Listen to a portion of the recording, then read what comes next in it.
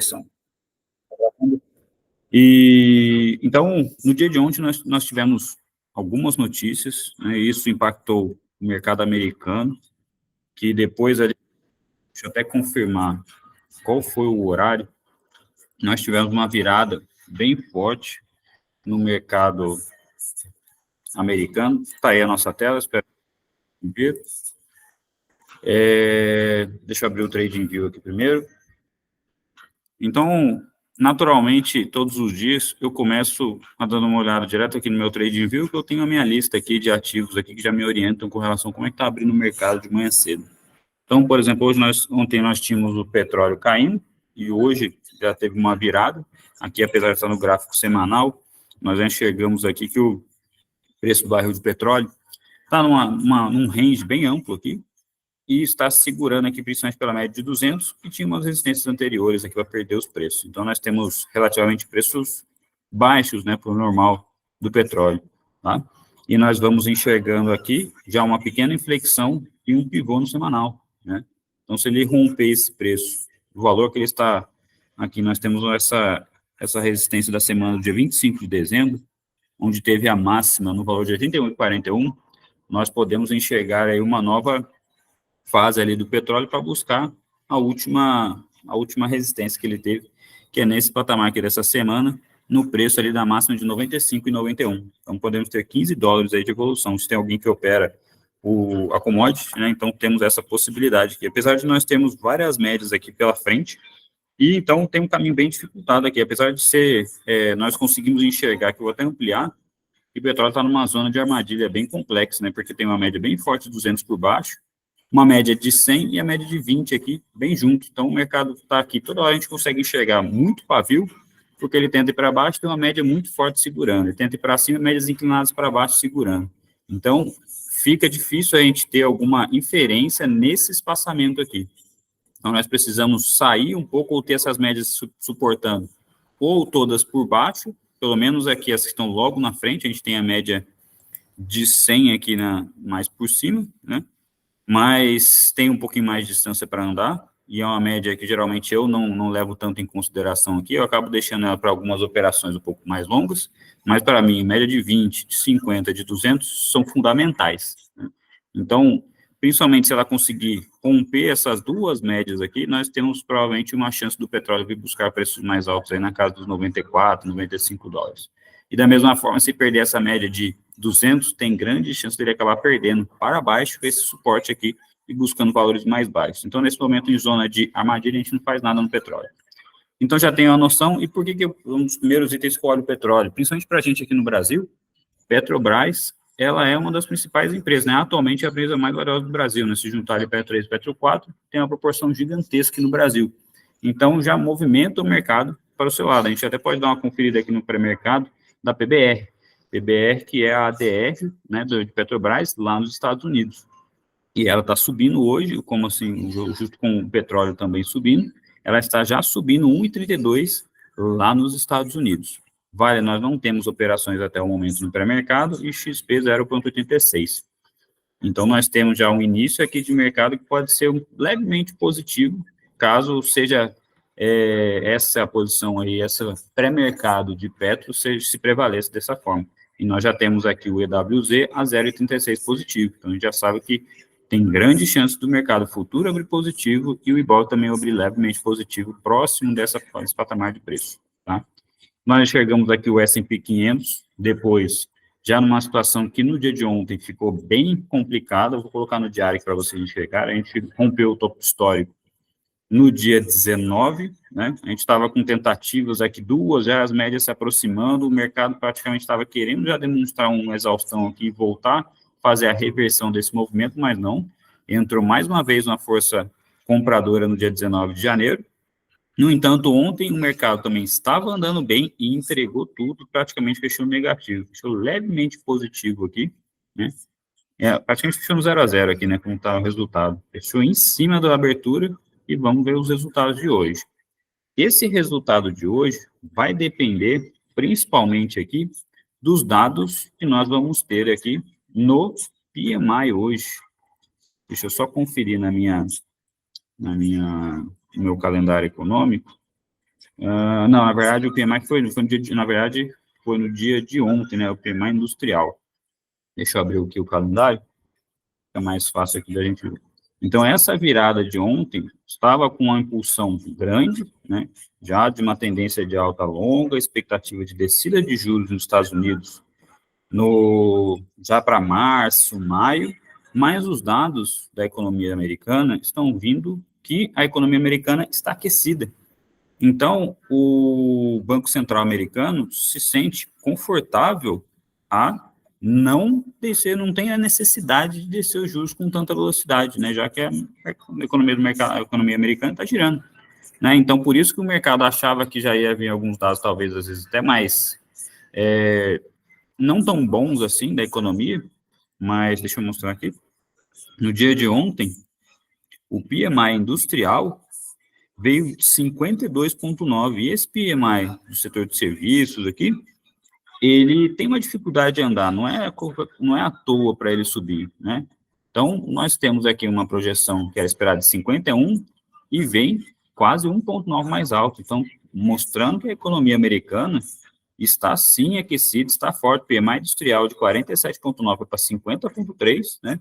Então, opa, a economia americana está girando, eu não tenho necessidade de urgente de baixar os juros, porque a economia está retraindo, estou sofrendo aqui com a situação econômica, estamos em recessão.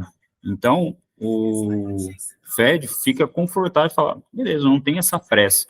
Então, por isso essa reversão no dia de ontem, porque o mercado entendeu que, aliás, o mercado não, o Banco Central americano entendeu que não tem urgência para baixar juros, já que a economia ainda está forte, então ele pode segurar mais e trabalhar mais esses juros no patamar que encontramos hoje. Hoje, se eu não me engano, 10h30, nós temos o PIB, então a prévia ali do PIB do quarto trimestre de 2023, e essa é a principal notícia praticamente para o dia, né? Então, mais uma situação, provavelmente deve vir próximo da projeção ou um pouco acima, já que nós estamos recebendo esses dados um pouco mais alto do que o esperado, e temos ainda os pedidos iniciais de seguro-desemprego. Principalmente esse aqui, pedidos iniciais de seguro-desemprego, se vier abaixo, isso aqui talvez possa subir um pouquinho com o mercado, mas se vier acima, com mais pedidos de auxílio-desemprego, provavelmente o mercado vai voltar a cair, porque é o que o Fed espera que diminua, que contraia a economia um pouco mais, para ele poder lá na frente baixar os juros. Então, se a economia não está precisando, não emitindo tanto, nós não vamos ter uma inflação, às vezes, mais alta, nós vamos poder esperar mais para baixar esses juros. Então, essa nossa última alta do mercado americano, né, que veio uma alta bem expressiva desde outubro, né, vejam aqui o movimento diário do mercado americano, desde aqui foi finalzinho de outubro, veio numa linha assim maravilhosa, então teve uma rentabilidade muito boa, mas como vocês já sabem, vou passar para o semanal aqui, nós já começamos a ficar com o nosso alerta muito ligado. Por quê? Nós passamos no topo histórico, estamos só pelo do S&P 500, Nasdaq, deixa eu colocar aqui. Aqui. Então, o índice Nasdaq, nós também estamos aqui próximo do topo histórico, né? Se a gente pegar o Usatec, deixa eu ver se aqui tem Usatec. O Usatec já foi rompido também, né? Já está lá em cima, então nós ficamos sem referência. Então, nós não podemos comprar patamares tão esticados. Vejam a distância.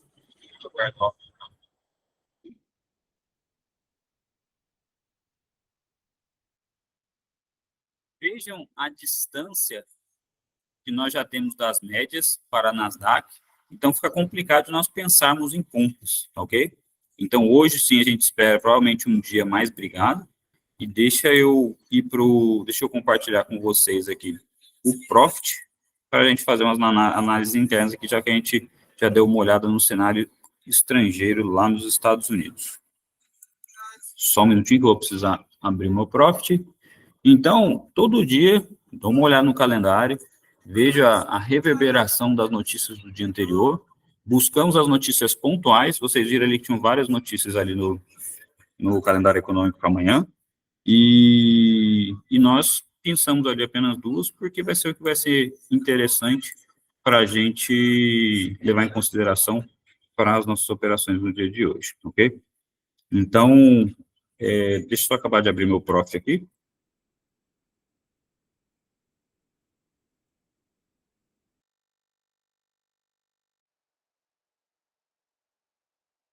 Aqui, Profit aberto.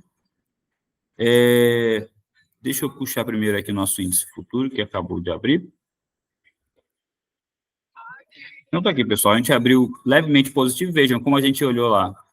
Lá no pré-mercado, o EWZ estava abrindo 0,36. Qual é o valor que abriu aqui? 0,31, né? Então, acompanhar o pré-mercado do EWZ é muito importante. A gente tem uma boa noção.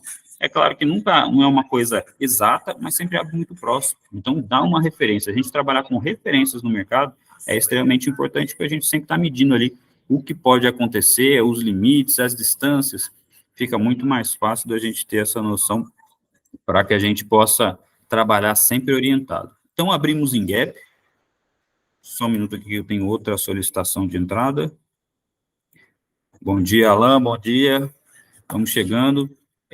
Então, aqui como nós falamos, nós abrimos ali bem parecido com o pré-mercado WZ. Tá? Deixa eu apagar aqui uns estudos do dia anterior, para não atrapalhar a nossa visualização. Nós tivemos ontem um dia de abertura em gap, mas nós tivemos depois um dia completamente de tendência baixista, né? Sempre segurando ali até a VWAP ali, pautando muito. Para quem não conhece, depois procurem esse indicador. A VWAP é extremamente importante, principalmente para quem gosta de ficar controlando a pressão, principalmente dos institucionais, enxergar ali que é um ponto de referência extremamente importante dentro do nosso gráfico, tá? E nós já estamos aqui na descida, abrimos aqui com praticamente um retorno à média de 200, e provavelmente devemos fechar esse gap ali até o final da manhã, né? E vamos aguardar provavelmente 10h30 a notícia do PMI, né? Aliás, o PIB nos Estados Unidos, e depois, deixa eu só conferir se é no mesmo horário, eu não estou lembrado agora, dos pedidos de auxílio-desemprego, também 10h30. Tá? Lembrando que a projeção esperada para o PIB americano é 2%, e 200 mil pedidos de iniciais de desemprego. Tá? Perdão, obrigado, Alan, por me avisar, eu não compartilhei aqui o gráfico do Profit. Pronto. Tá aí? Então, aqui o nosso gráfico do índice futuro, né? Então, como a gente mostrou, abrimos aqui já com gap de alta, e vocês vão ver que vai ser uma coisa bem parecida com o dia de ontem. Abrimos em alta e o mercado entregou ao longo do dia, devido principalmente os dados americanos no dia de ontem, né?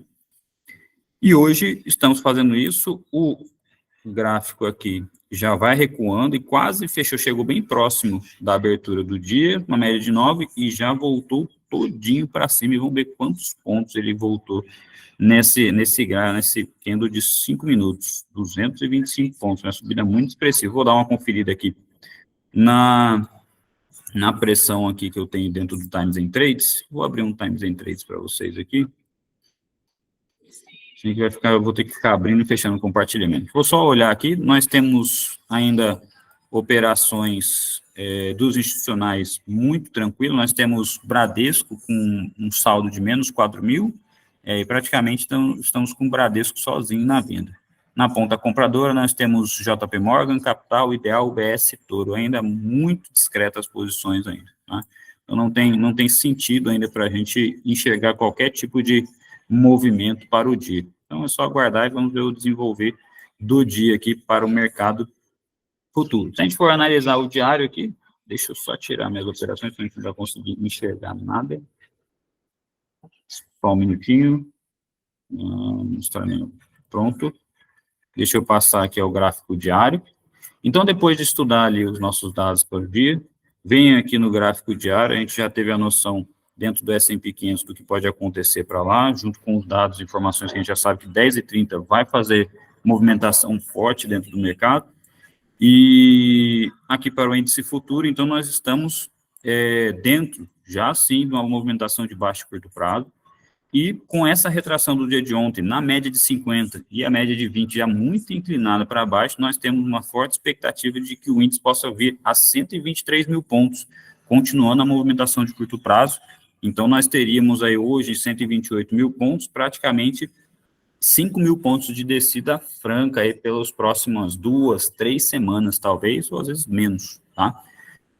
Devido à continuação que nós temos aqui, uma tendência clara, e é lógico, depois de uma forte descida aqui, a média de 200 seria um ponto extremamente viável para o mercado aqui. Não chegaria em 123.700, porque a média de 200 ainda vai descendo, seguindo para o preço. Mas provavelmente aqui 124.500, 124.300, talvez seria um ponto bem interessante para a gente ter de alvos aqui, para quem vai fazer swing trade. E a gente pode buscar, às vezes, ver se tem algum ponto interessante aqui de resistência anterior nesse ponto. Nós temos aqui uma zona aqui de bastante briga e resistência aqui nesse ponto. Nós vemos aqui anteriormente que o gráfico tentou subir várias vezes nesse ponto aqui, não conseguiu passar, acabou descendo e foi tomar um fôlego lá em cima, transformando o preço mais atrativo aqui embaixo, jogando lá para cima e passando direto por aqui. Que é basicamente, a gente vê que é o mesmo ponto aqui onde a gente está traçando aqui a nossa expectativa de chegada, 124.563, tá? Então, veja que esses pontos convergentes, a gente vai ter uma média de 200 aqui, nós temos uma forte resistência que agora é um suporte, então acaba chamando muito o gráfico para cá. Mas Henrique, quanto tempo vai vir para cá? Isso aí só o gráfico vai poder dizer. Tenho notícias, tenho dados, tenho conflitos. O nosso estudo é que o mais provável, neste momento, o cenário vem nos demonstrando, é que essa seja a direção do gráfico aí nas próximas 6, 7, 8 pregões, provavelmente, tá? Mas pode acontecer do gráfico virar aqui para cima? Pode sair um PIB, às vezes, mais alto nos Estados Unidos, pode sair pedidos iniciais de seguro-desemprego maiores do que o esperado. Então, nessa formatação, é claro que muda toda a dinâmica do mercado. Os dados que nós temos hoje, a projeção provável de possibilidades, fica, é claro, na manutenção da tendência. Que é isso que o mercado faz, seguir tendência até uma hora que vai chegar num ponto onde os preços não vão ser mais atrativos, os preços estão esticados e vai acabar gerando briga, né, que são pontos onde a gente enxerga uma indefinição, puxa para um lado, puxa para o outro, puxa para um lado. Vocês podem enxergar isso aqui também. O mercado está esticado, não vai descer, vai subir, não vai descer, vai subir. E quando o fluxo, ou institucional, ou muita gente não fala, realmente, o mercado está bom, o juros nos Estados Unidos vai descer, vamos empurrar para cima. E aí, é claro que o dinheiro vence e vai para o lado que tem que ir. Então, só para lembrar, a gente faz o estudo, temos as projeções, na hora que, por exemplo, se perder o fundo do dia anterior, nós temos aqui, é claro que muita gente vai ter interesse em vender aqui, exatamente com essa mesma ideia, o fundo de ontem. Mas, se prosseguir aqui nessa briga, que é uma faixa onde nós temos muita resistência aqui, muita briga de para onde o mercado vai, perdendo isso aqui, nós temos uma chance absurda, um monstro de vir parar aqui dentro. Mas enquanto está aqui dentro, nós precisamos esperar a confirmação. Para quem opera no intraday, fica mais fácil. Mas para quem vai operar no swing trade, eu preciso operar quando o mercado define. Não, realmente eu vou para baixo. Aí quando a gente tem essa confirmação, que é a perda dessa região aqui de briga, a gente pode fazer as nossas operações. Eu segurei, o mercado ficou aqui enrolando dentro desse caixote que a gente traçou e rompe para cima. Ok, rompendo para cima, ele sai e demonstra, eu não estou para brincadeira, eu já decidi para onde eu vou, estou rompendo para cima e vou para cima. A gente vai mirar o topo anterior, a nossa resistência, a nossa zona anterior de referência, tá? Então, basicamente, é assim que nós fazemos os nossos estudos diários aqui. Viemos desde fazer o estudo lá atrás do S&P 500, do petróleo, enxergamos as ADRs lá no pré-mercado, que já abre desde as 4 da manhã, e a gente já consegue enxergar qual é a direção desses mercados. Aí depois a gente vem para o gráfico, vai para o gráfico do S&P 500, faz as projeções lá, vimos que lá está feio, nós estamos rompendo o topo histórico, mas deixando uma sombra imensa para cima, vindo para um movimento muito esticado, é natural, é saudável para os gráficos terem correção, é praticamente impossível a gente só subir, até se vocês forem ver, por exemplo, um ativo que mais subiu recentemente, NVIDIA, tem vários períodos de leves correções são saudáveis, porque o preço não tem como a gente comprar e todo mundo querer comprar em topo. Não, o preço tem que corrigir, ele ficar num preço mais atrativo, voltar para uma média para mais pessoas. Opa, ele voltou para uma média, deu uma diminuída agora eu quero comprar porque ficou num preço mais barato. Lembrem-se sempre, qualquer tipo de ativo depende da expectativa. Que expectativa? Expectativa de quem quer comprar o ativo e que acha que o ativo vai subir mais. Se o ativo está lá em cima, no topo, já não tem mais nada para cima, Quem vai ter expectativa de que vai subir muito mais além disso? Tem mais a expectativa de que, ou então a expectativa de querer comprar mais barato para voltar a subir, né? E é isso que todo mundo quer fazer. Nós queremos comprar ativos baratos, bons, que tenham muito espaço para subir, que tenham projeções muito boas para o futuro, e não comprar lá em cima, porque geralmente acaba corrigindo, voltando para uma média, como o nosso índice futuro está acontecendo aqui, e provavelmente depois de ter esticado, veja aqui que ficou distante na média de 20 em alguns períodos, distante na média de 50 e nem se fala na média de 200. Está tendo uma retração, no momento, por enquanto, tudo saudável, né? E depois, na hora que chegar aqui, vamos novamente começar a debruçar em cima do gráfico e ver quais são as possibilidades. Vai fazer mais um movimento para cima, vai buscar o nosso terceiro alvo lá em 41 mil pontos, para quem lembra aqui das nossas projeções lá no grupo, 41 mil pontos, nosso terceiro alvo. Pode ser que a economia piore, pode ser que a economia melhore, isso a gente só vai ver lá na frente, dia após dia, tá? Então, é essa a nossa sequência de análise. Eu ainda dou uma conferida, tanto na análise do dólar, e também, muitas das vezes, dou uma conferida, às vezes, tanto na stablecoin de dólar, de USDT, de Tether, USDT, né? Para dar uma olhada para ver como é que está sendo cotado dentro das criptomoedas, já que o nosso dólar fecha e a stablecoin de dólar fica aberta, né? Então, ela já me mostra mais ou menos o que está acontecendo. É claro que ela tem um nível de diferença de preço, mas ela me mostra uma direção, até porque o mercado não é besta. Não é porque está todo mundo operando no índice dólar da Ibovespa, vai ser mais inteligente quem está operando na stablecoin. Também tem operações por lá, tá? Então, nessa sistemática, eu confiro isso e também dou uma conferida na movimentação do peso mexicano frente ao dólar, que é uma das moedas que se assemelham muito na movimentação de câmbio, assim como dólar real e peso mexicano dólar, tá? Então, basicamente é isso. Espero que vocês tenham gostado demais dessa manhã aqui da gente conversando sobre, deixa eu ver aqui, algumas perguntas. João, se eu for investir em small caps, o índice tem tanta relevância na hora de analisar? Basicamente, se a gente for ver, João, o mercado ele acaba seguindo muito parecido com o índice, tá? É claro que em alguns momentos, assim como até algumas ações diferentes, eu até lembro sempre do período da delação do Wesley Batista, que todas as ações caíram 18%, 20%, 22% para a delação. Só que Vale ficou estável, e até se não me engano, no final do dia do pregão do Wesley Batista, ela ficou positiva. Ou seja, ela fazia parte do Ibovespa, estava tudo derretendo e ela ficou super estável. Então, tem uma correlação? Tem. É natural que acabe seguindo mais parecido com o índice? Sim. Mas se tiver alguns pontos, detalhes, ou uma small cap ou outra, provavelmente ela vai seguir bem parecido com o índice. Você pode fazer essa comparação, por exemplo, deixa eu compartilhar aqui o meu TradingView mais uma vez e fazer essa comparação direto com o gráfico, né? Nada melhor que o gráfico para a gente ver, tirar essa dúvida. Vamos comparar aqui, por exemplo, aqui. Eu vou jogar o Ibovespa aqui para vocês. Deixa eu ver se já está compartilhado e para variar. Esse Meeting Google volta e meia está atrapalhando a nossa vida aqui. Ele não está liberando para eu compartilhar. Deixa eu ver se agora foi. Provavelmente não vai de novo. Volta e meia o Meeting, ó. Ocorreu um erro no screen share. Deixa eu ver se eu consigo compartilhar minha tela toda aqui, pelo menos. Estava tentando compartilhar só a janela. Não vou conseguir fazer isso, mas eu vou tirar um print, vou botar lá no grupo, vou fazer aqui agora, e a gente vai conversando. Lá no TradingView, eu consigo colocar o gráfico, e para quem for ver lá em cima no TradingView, do lado do ticker, tem um maisinho, e eu consigo imprimir um outro gráfico por cima, e eu consigo colocar e ver, acompanhar a correlação dos dois. Então, deixa eu até colocar aqui, eu vou colocar o gráfico de linhas, que eu acho que fica mais fácil da gente entender, e vou colocar o ETF de Small Caps por cima do Ibovespa. Vamos ver aqui, cadê o...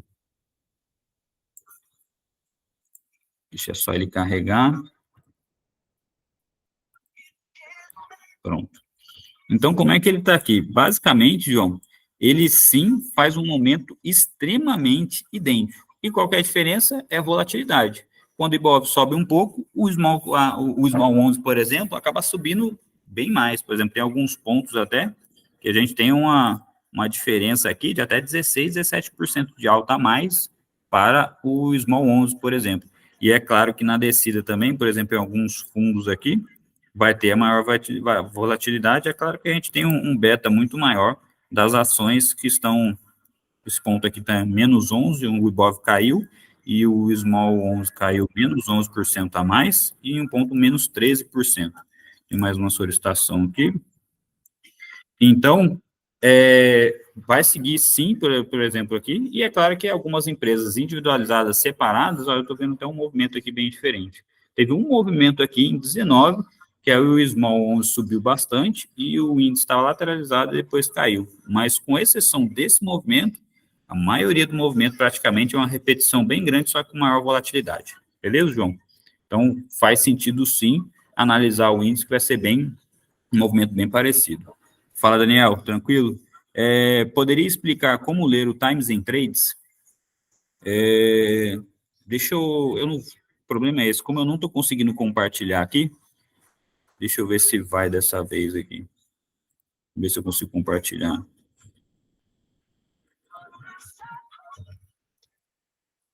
Não está indo, né? Deixa eu interromper. Deixa eu tentar mais uma vez, senão a gente deixa para um outro dia, a gente explique para vocês.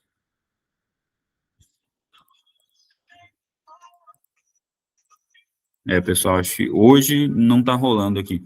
Mas eu vou, nem que eu faça um vídeo durante o dia, hoje ou na parte de noite, eu vou colocar no máximo amanhã, eu explico ali como entender um pouquinho. Mas basicamente, lá eu consigo enxergar a ordem original, Daniel, e eu vou enxergar, às vezes, ordens, por exemplo, milionárias lá dentro. Imagina a gente ver uma ordem de compra no ativo e está 10 milhões em uma ordem só. Você está vendo que tem alguém, um player institucional, entrando naquele ativo. E eu consigo ver o saldo dentro das corretoras. E o que é esse saldo? É quanto de posição eu tenho comprado e vendida dentro da mesma corretora.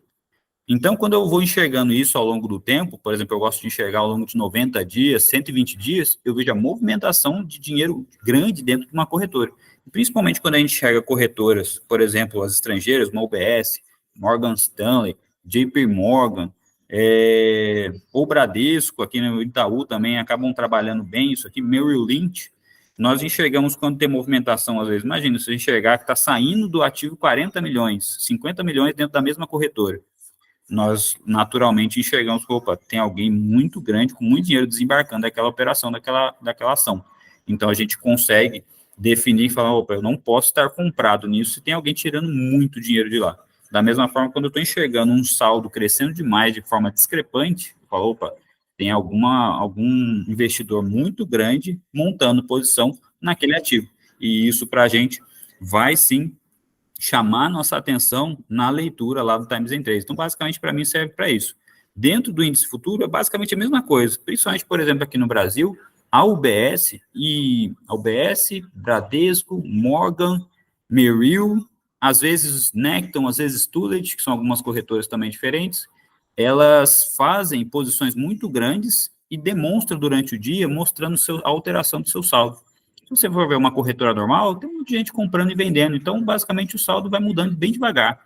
Na hora que você enxerga esse saldo da corretora aumentando muito forte, de maneira vertiginosa, às vezes, por exemplo, o BS está com 15, 16 mil de saldo vendido em contratos, e depois, durante o dia, até o almoço, ela já reverteu para o 0 a 0, e na parte da tarde ela fica com 20, 25 mil contratos comprados. Você sabe que ela desistiu da venda naquele dia e começou a comprar, está com uma posição baita, posição compradora, né? Então, é assim que a gente enxerga o Times and Trades, principalmente a movimentação de muito dinheiro para algum dos lados, seja na ponta compradora, na ponta vendedora, e para a gente fazer dinheiro, a gente está junto no fluxo da maior parte de dinheiro. Então, a gente consegue observar, através do Times and Trades, essas movimentações quando fogem do padrão, e a gente vai tentar seguir isso da melhor maneira possível. Beleza, e aí, se alguém tiver mais alguma dúvida, alguma coisa, não, eu vou encerrar por hoje, que eu vou para minhas operações daqui a pouco, e depois, 11 horas, eu tenho uma mentoria individual aqui de mercado futuro. E para aqueles que gostarem aqui das nossas sessões, gostarem aqui da nossa didática, então, nós temos uma mentoria individual começando semana que vem, nós temos 2 mentorias de mercado futuro, e por enquanto nós não temos nenhum curso à vista aberta agora pelos próximos 2 meses. Mas aqueles que quiserem conversar, quiserem um programa mais específico, podem mandar mensagem para a gente conversa e às vezes tenta encaixar nosso cronograma, dependendo da necessidade de cada pessoa, dependendo do apetite para risco, nós podemos fazer programas individualizados bem interessantes para que vocês possam cuidar bem do dinheiro de vocês. Beleza? Se ninguém tiver mais nenhuma pergunta, daí a gente encerra por hoje, deixa eu encerrar a gravação aqui, e eu vou colocar essa